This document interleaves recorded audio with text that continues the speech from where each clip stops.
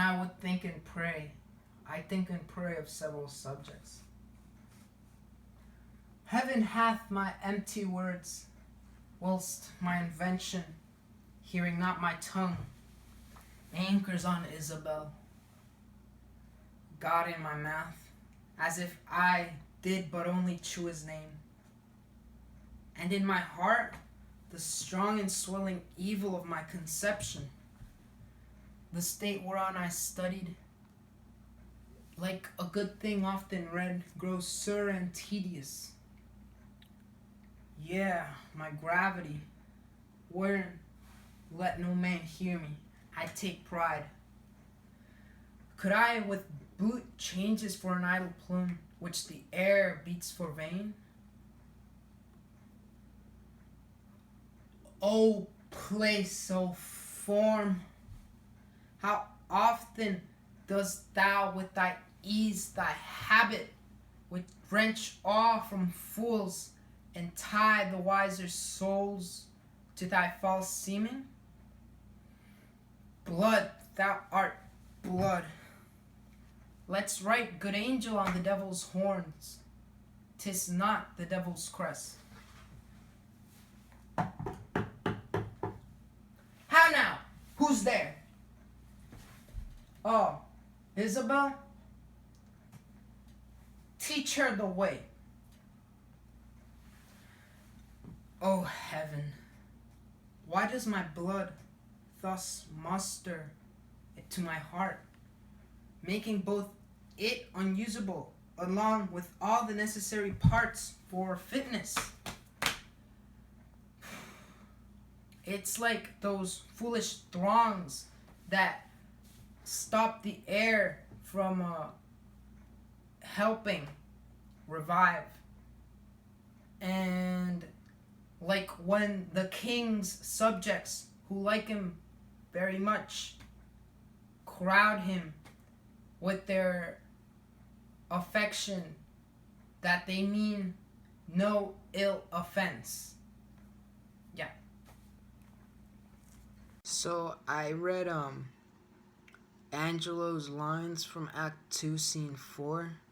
And well, there's like two halves to it. The first part is like before the servant comes, and then the second part is like after the servant comes and says like, oh, Isabel is like here looking for you. And in the first part, he's just kind of saying that like, oh yeah, I'm supposed to be like praying and thinking about like other stuff that isn't Isabel, but like he is thinking and praying about Isabel, and as a result, heaven hath my empty words, meaning that like he's just like praying to heaven, but he's not like putting too much thought into it or anything, because he's like crushing on Isabel, right? As he says like hearing not my tongue anchors on Isabel.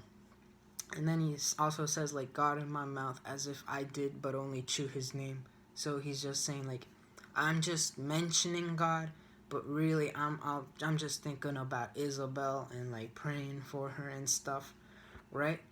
And then he says like, oh, let no man hear me, because like earlier on he was like, nah, I don't fall for those like desires for woman, but like then also earlier on he was like, damn, how could I have fallen for this woman? She's also a nun. I didn't fall for like prostitutes, but here I am like desiring a nun.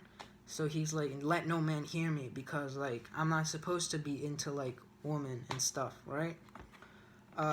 Then the servant comes along and he's like, yeah, tell her to come on in, right? And in that moment he's like, oh heavens, why does my blood thus muster to my heart? And like saying that it's both unusable and like the rest of his body, because he's got like butterflies in his stomach. He's like nervous. He's like, oh man, Isabel's here. And he just kind of compares that to like, I looked up throngs, and that's like a crowd of people. And he says like people that are coming to like help someone revive. He also compares it to like a king that is like liked by people, but like I guess it's offending because their untaught love must needs appear offense. And well, and for like phrases that stand out to me, I liked the "O heavens, why does my blood thus muster to my heart, making it both unable for itself and dispossessing all my other parts of necessary fitness." I like that part. And the other phrase I liked was "Heaven hath my empty words, whilst my invention, hearing not my tongue, anchors on Isabel." Uh, Also, I like the first. I like that whole part, the from like when I would pray and think. I think and pray to several subjects, because like throughout the play, he was usually he was like really coming down on like all the lawbreakers that had to do with the brothels or like the premarital sex and stuff, right? And Angelo, was saying I have no desires for like the woman's, and even if I did, you should also kill me. But like here he is I like this nun, right? And like I'm supposed to be praying and being like holy, but like he's not. Uh, and these things stood out to me because it just kind of reminds me a lot of like one of the Disney movie villains from like The Hunchback of Notre Dame. He's like really similar to Claude Frollo, who in the story he was like also kind of lusting after Esmeralda, who was this other character. But and he was also supposed to be like really holy and stuff. And like before he sings one of the songs in the movie, he was saying like, "Oh God, like what is this? It's her fault. She's like a witch or something, because she's making me have these feelings." And I think Angel is kind of similar, because he's like later on he's he says that stuff about his blood and like not being able to like use his body parts because he's like feeling nervous of his feelings for Isabel.